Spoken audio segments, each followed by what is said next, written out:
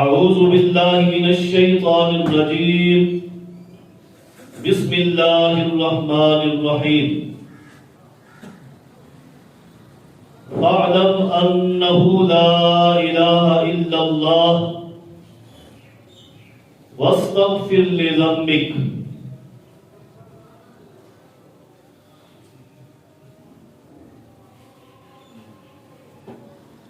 اللہ تبارک و تعالی نے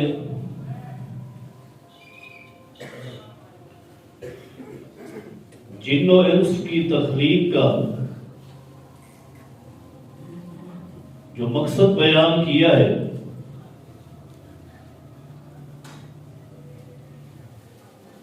اسی مقصد کو پورا کرنے کے لیے اللہ رب کریم نے اس کائنات میں، اس دنیا میں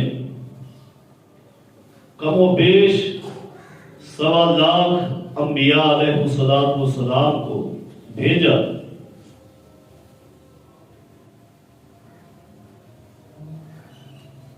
ان آنے والے انبیاء و رسل علیہ السلام کا جو دعوتی پروگرام تھا، ان کا جو مشن تھا، وہ ایک ہی تھا،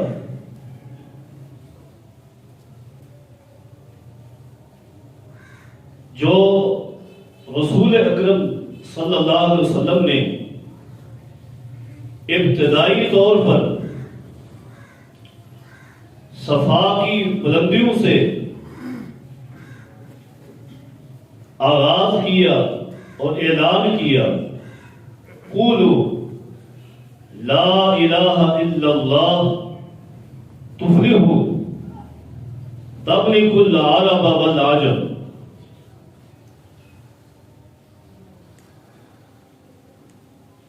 علامہ جرجانی رحمہ اللہ اس دعوت توحید کی وضاحت کرتے ہوئے فرماتے ہیں کہ توحید 3 چیزوں سے مرکب ہے، 3 چیزوں کا نام ہے۔ نمبر 1 معرفت اللہ بالربوبیہ، اور نمبر 2 والاقرار بالوحدانیہ، اور نمبر 3 ونفی الانداد جملہ۔ معرفت اللہ بالربوبیہ، اللہ تعالیٰ کی وہ پہچان کہ جس میں ایک انسان یہ نقطہ سمجھ سکے کہ اس کائنات کا رب اللہ رب کریم ہے۔ ربوبیت میں بنیادی طور پر 3 نکات ہوتے ہیں۔ نمبر 1 خالق ہونا، نمبر 2 رازق ہونا، اور نمبر 3 مدبر ہونا۔ جب ایک انسان اللہ تعالیٰ کی ربوبیت کی پہچان کرتا ہے تو بنیادی طور پر ان کو ان 3 نکات کا علم ہونا چاہیے کہ ساری خلائق کا خالق اکیلا اللہ ہے، اس کے علاوہ کوئی خالق نہیں۔ ساری خلائق کا رازق وہی ہے، اس کے علاوہ کوئی رازق نہیں، اور ساری خلائق کا مدبر مصرف، ان کے امور کو چلانے اور سنبھالنے والا بھی وہی اکیلا ہے، اس کے علاوہ کوئی نہیں۔ والاقرار بالوحدانیہ، یہ اصل میں اسی کی تاکید ہے کہ اسے رب بھی ماننا ہے اور اس کی وحدانیت بھی تسلیم کرنی ہے۔ ایسا نہیں کہ وہ بھی رب ہے، کوئی اور بھی رب ہو سکتا ہے، نہیں، وحدانیت ہے۔ ربوبیت اسی کی شان کے لائق ہے، کسی اور کو یہ زیبا دیتا ہی نہیں۔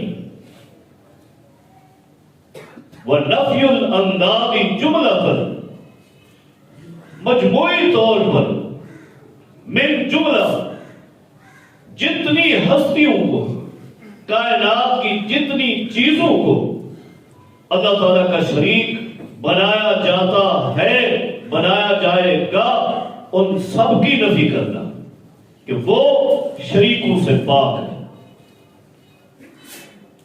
یہی دعوت لے کر تمام انبیاء و رسل آئے، اور سب سے پہلے اسی چیز کی دعوت دی اپنی قوم کو۔ اول الرسل سیدنا نوح علیہ السلام۔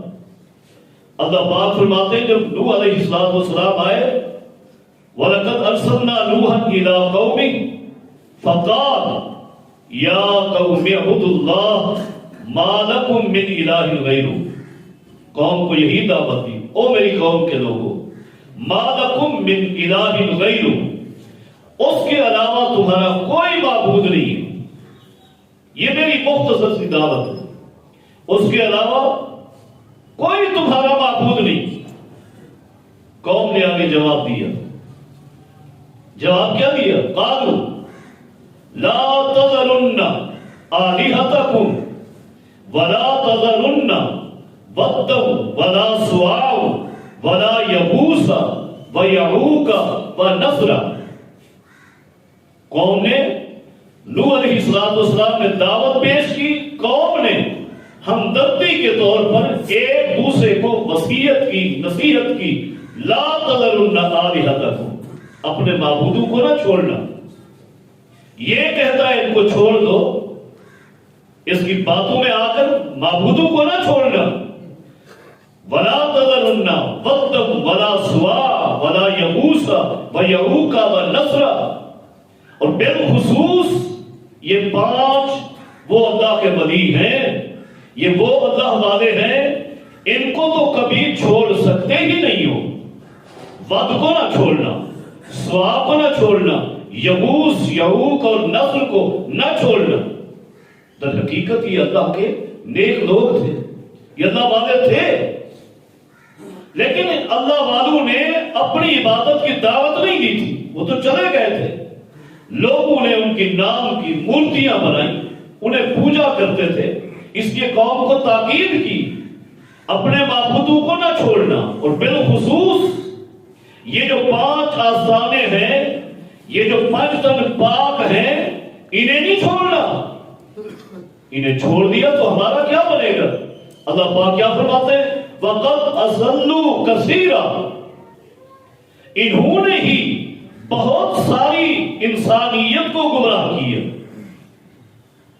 انہوں نے کیا ود، سوا، یغوث اور یعوق نے گمراہ کیا؟ نہیں، وہ تو اللہ والے تھے، اور یہ جو کام ہوا ان کے جانے کے بعد ہوا۔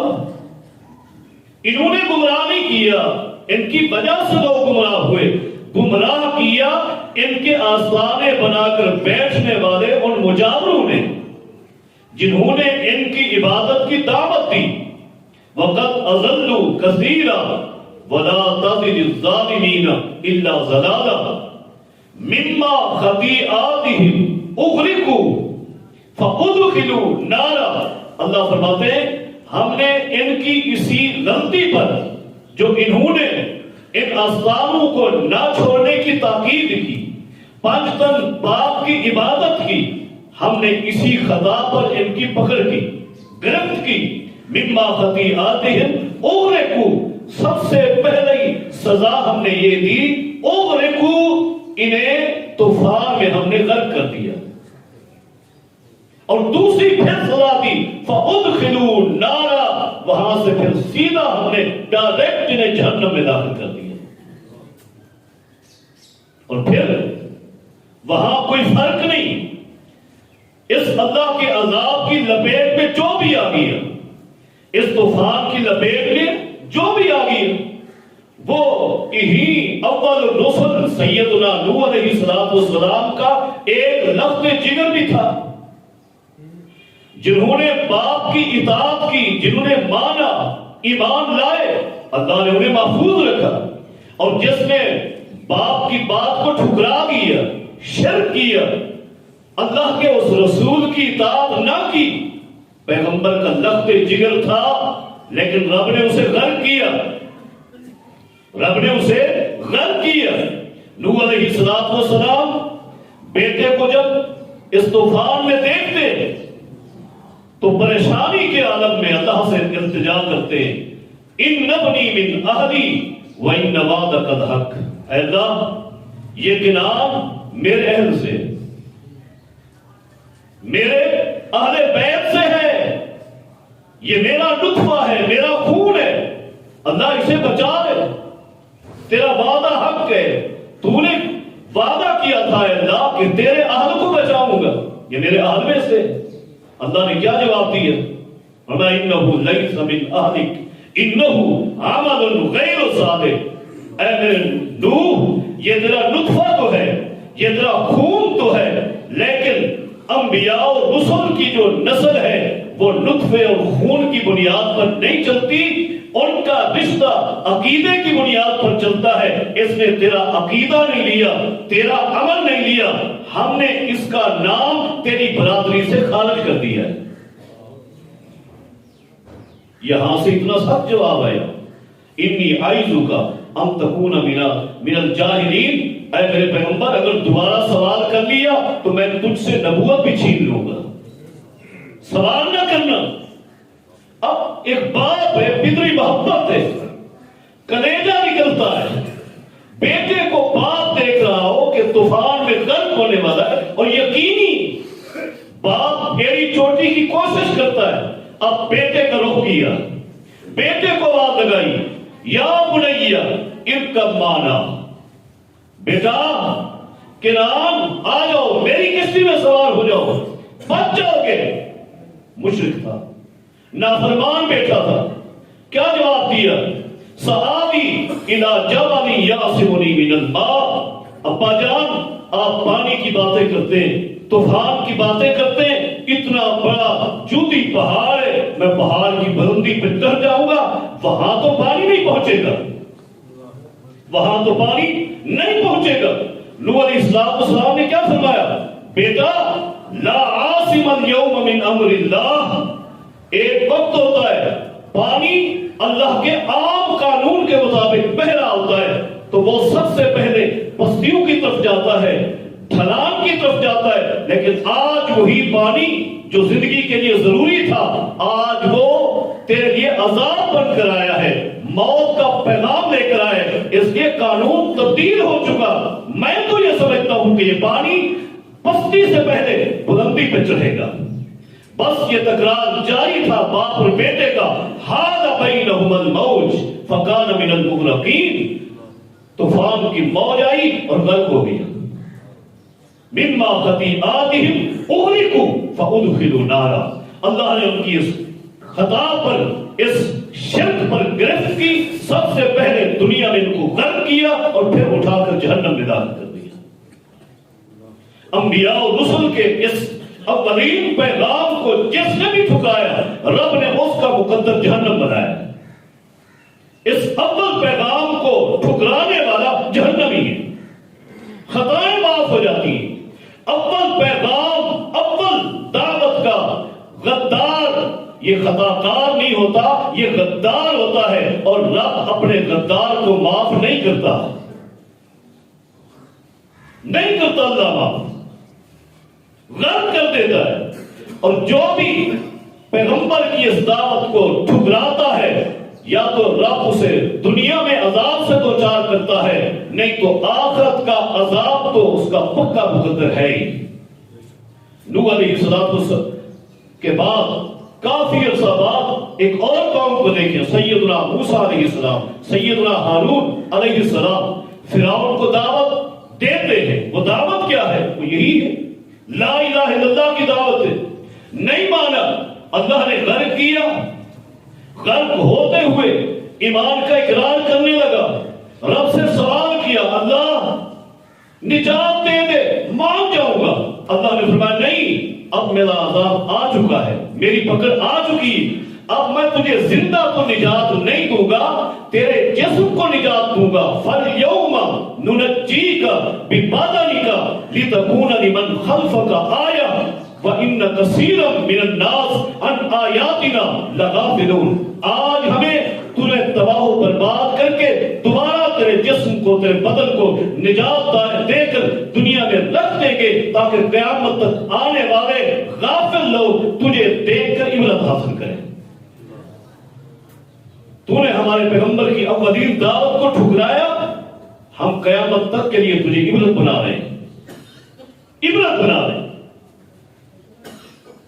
اول الرسول کی دعوت اور تمام رسولوں کی پہلی دعوت لا الہ الا اللہ، اس کا جس نے بھی انکار کیا، جس نے بھی، رب کے سامنے کسی شخصیت کا کوئی جاہل مرتبہ نہیں ہے، کوئی مقام نہیں ہے، جس نے اس دعوت کو قبول کیا وہ رب کے ہاں بڑا عظیم ہے، شان والا ہے۔ جس نے اس دعوت کو قبول نہیں کیا، انکار کر دیا، رب نے کوئی پرواہ نہیں کی، اسے جہنم میں بھیج دیا۔ ابراہیم علیہ السلام جد الانبیاء ہے۔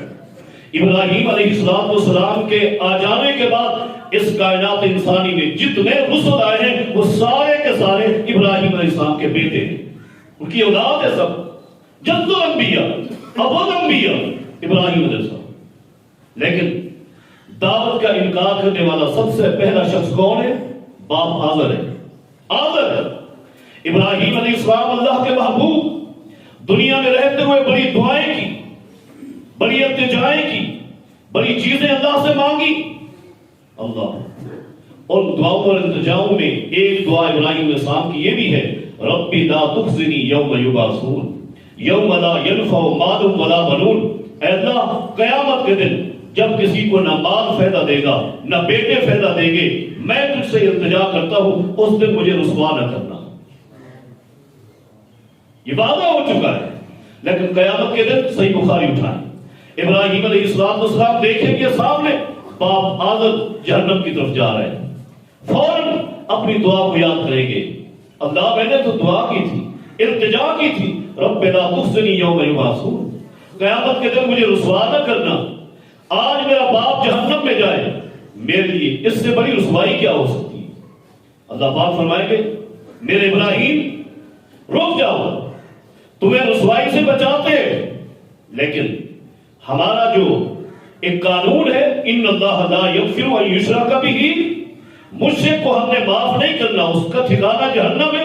وہ قانون برحق ہے، وہ تبدیل نہیں ہوتا۔ لا یبدل القول لدی، رب کی جو قانون اور جو بات آ گئی وہ تبدیل نہیں ہوتی، میرا قول تبدیل نہیں ہوتا۔ اللہ پاک اپنے حکم میں کون سے اسے فوراً بچو بنا دے گا، بچو کی شکل بن جائے گا، فرشتوں کو اللہ حکم دے گا اسے اٹھاؤ جہنم میں پھینک دو۔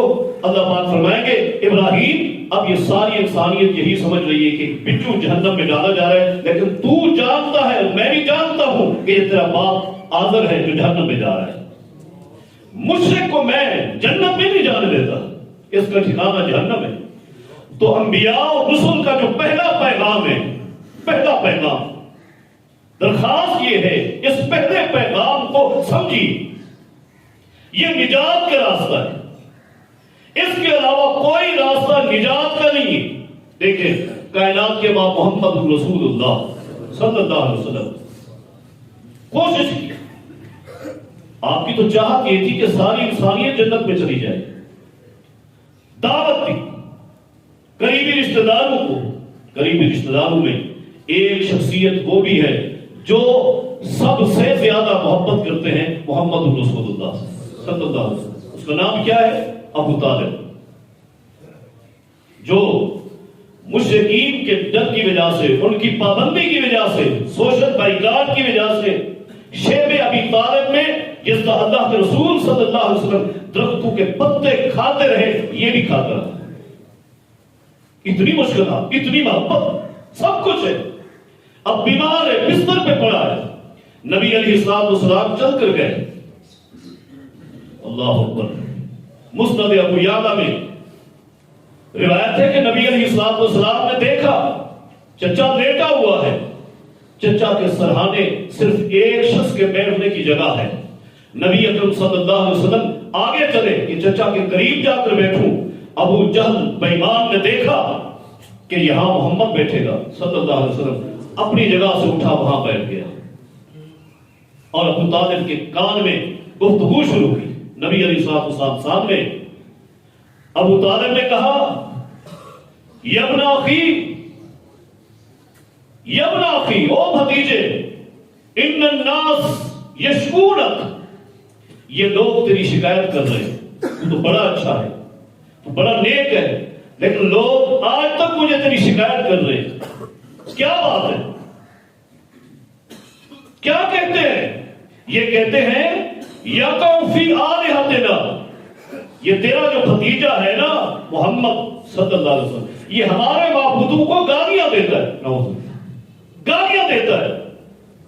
نبی علیہ الصلوۃ والسلام نے فرمایا چچا جان سنو، میں نے ان سے صرف ایک چھوٹی سی درخواست کی ہے، میں نے انہیں کہا ہے کہ ایک جملہ کہہ دو، اپنی زبان سے ایک جملہ کہہ دو، میں تمہیں گارنٹی دیتا ہوں تدینو لہم بحد عرب وتؤدی الیہم بحد عجب الجزیہ، کہ سارا عربستان جہاں تک عربی زبان بولی جاتی ہے یہ سارے کے سارے تمہارے فرما بردار بن جائیں گے، اور پورا عجب تمہیں جزیہ اور ٹیکس دینے پر مجبور ہو جائے گا۔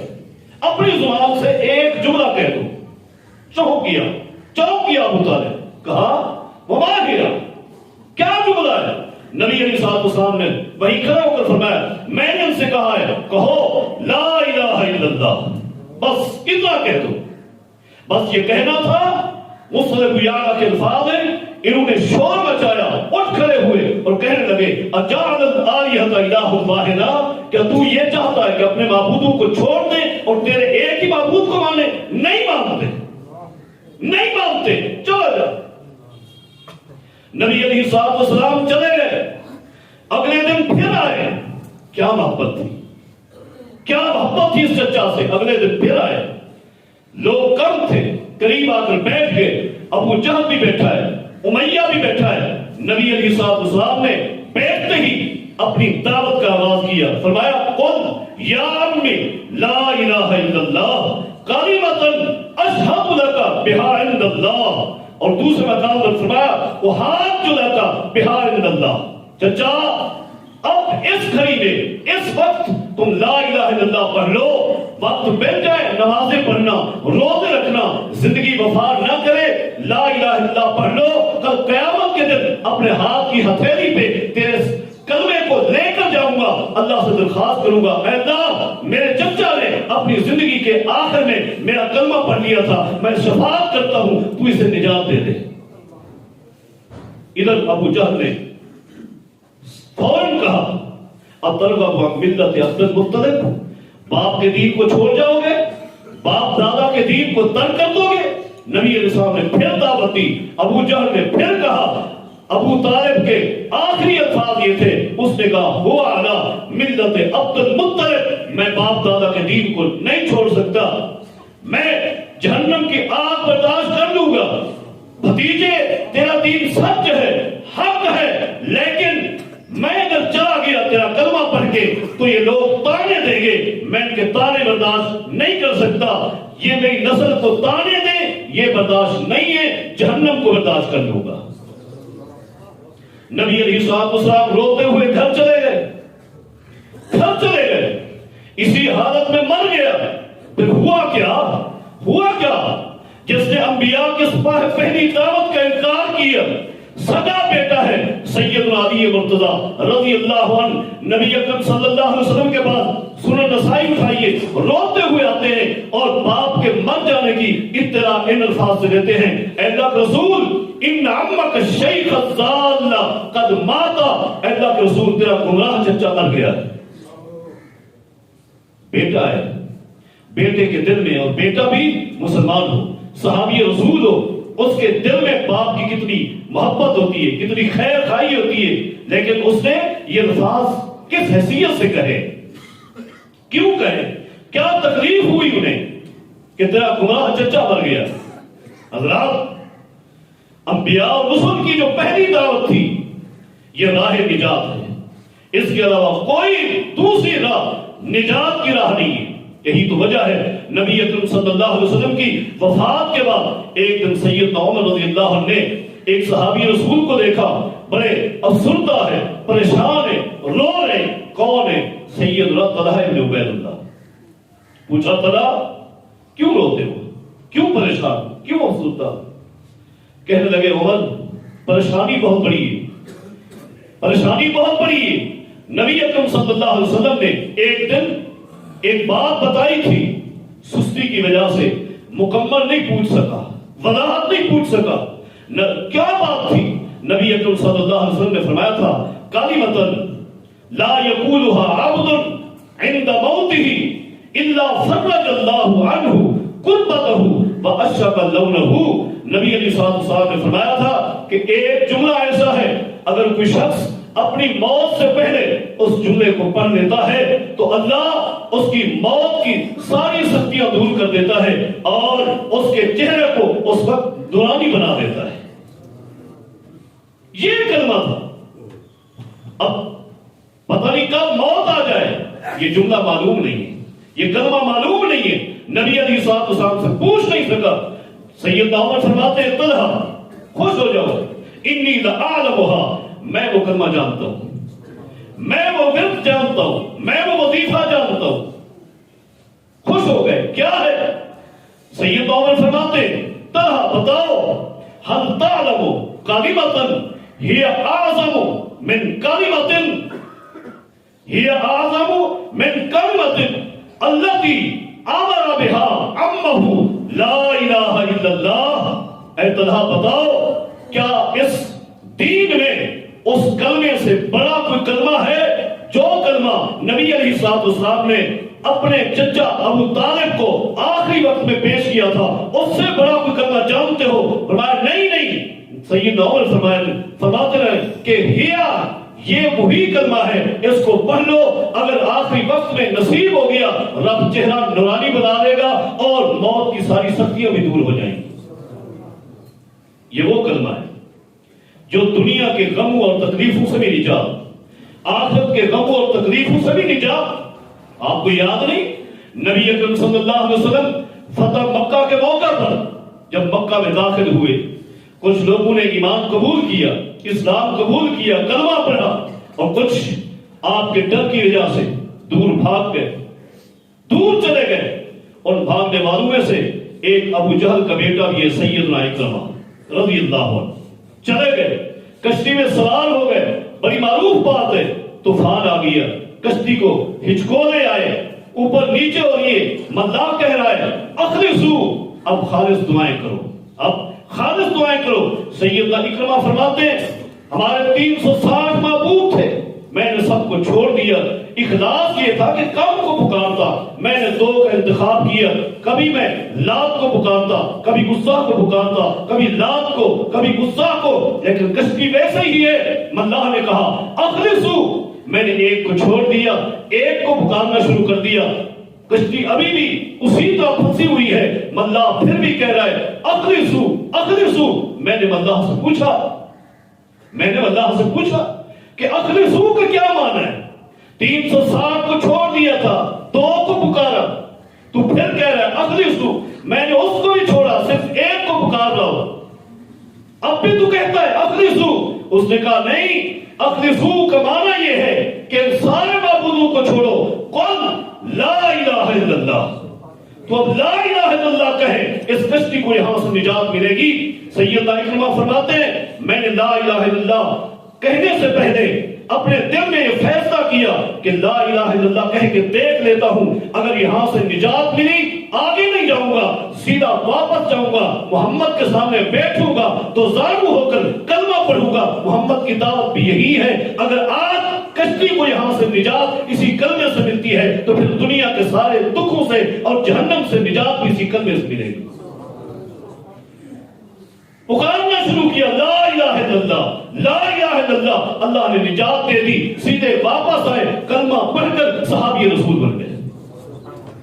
دنیا کی مشکلات سے نجات یہی جملہ ہے، آخرت کے تمام مشکلات سے نجات اسی جملے میں ہے، اسی جملے میں۔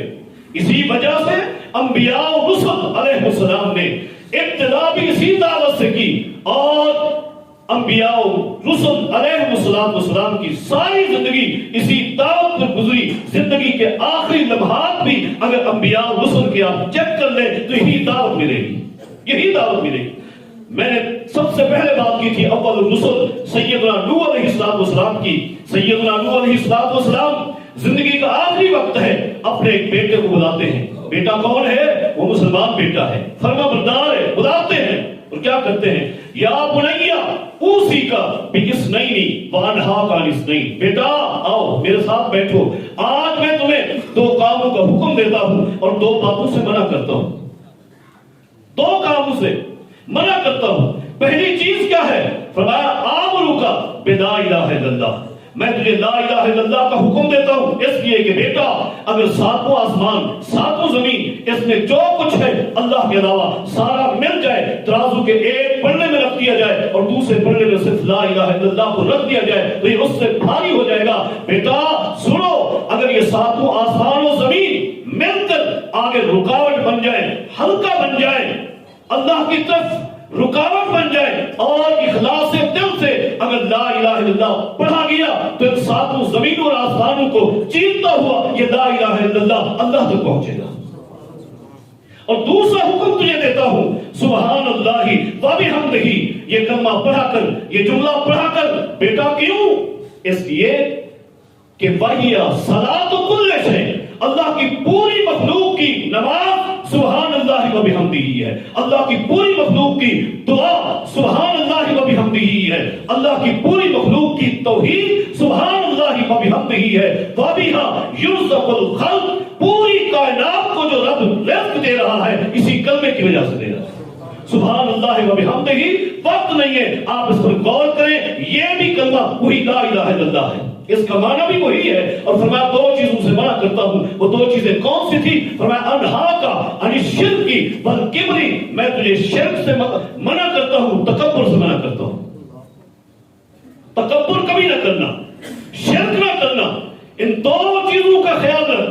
یہ سیدنا نوح علیہ السلام کی آخری دعوت ہے. سیدنا یعقوب علیہ السلام زندگی کا آخری وقت ہے, سب بیٹوں کو بلایا اور کیا کہا؟ ما تعبدون من بعدی. بیٹو جواب دو, میرے چلے جانے کے بعد کس کی عبادت کرو گے؟ سب نے بیک زبان جواب دیا, نعبد الہک و الہ آبائک ابراہیم و اسماعیل و اسحاق الہا واحدا. ابا جان آپ پریشان نہ ہونا, آپ دنیا سے چلے جائیں گے جس طرح آپ نے ہمیں تربیت کی دیکھا ہم اسی طرح رہیں گے. آپ کے رب, آپ کے باپ دادا ابراہیم و اسماعیل و اسحاق علیہ السلام کے رب کی ہم عبادت کریں گے. یہ تربیت ہے, یہ دعوت انبیاء کی, اور یہی راہ نجات ہے, یہی پیغمبر کی شفاعت کا ذریعہ ہے. ابو ہریرہ رضی اللہ عنہ کا سوال, من اسعد الناس بشفاعتک یا رسول اللہ. اللہ کے رسول صلی اللہ علیہ وسلم قیامت کے دن کون سا خوش نصیب ہے جس کی آپ سفارش کریں گے؟ نبی علیہ السلام نے فرمایا اسعد الناس بشفاعتی یوم القیامت من قال لا الہ الا اللہ من قبل نفسہ. جس بندے نے خالصتاً اپنے دل کے ساتھ لا الہ الا اللہ کا اقرار کیا, قیامت کے دن میں ہر اس شخص کی سفارش کروں گا. یہ ذریعہ نجات ہے, یہ قیامت کے دن شفاعت کا ذریعہ ہے, یہ جنت کے داخلے کا سبب ہے. ساری چیزیں اسی کلمہ لا الہ الا اللہ میں. مشرکین مکہ نے اگر اس کلمے کا اقرار نہیں کیا تو سمجھ کر نہیں کیا, اس لیے کہ اگر اس کلمے کا اقرار کر دیا تو ساری پابندی عائد ہو جائے گی. اللہ کے بندو اپنے عقائد کی اصلاح کرو. انبیاء اور رسول کی جو پہلی دعوت ہے اس کو سمجھو اور اس دعوت پر مکمل عمل کرو. اللہ رب کریم مجھے اور آپ کو قرآن و حدیث کی صحیح فہم عطا فرما دے, ہمارے عقیدے کی اصلاح فرما دے, عمل کی اصلاح فرما دے. اقول قولی ھذا استغفر اللہ لی ولکم ولسائر المسلمین وآخر دعوایا ان الحمد للہ رب العالمین.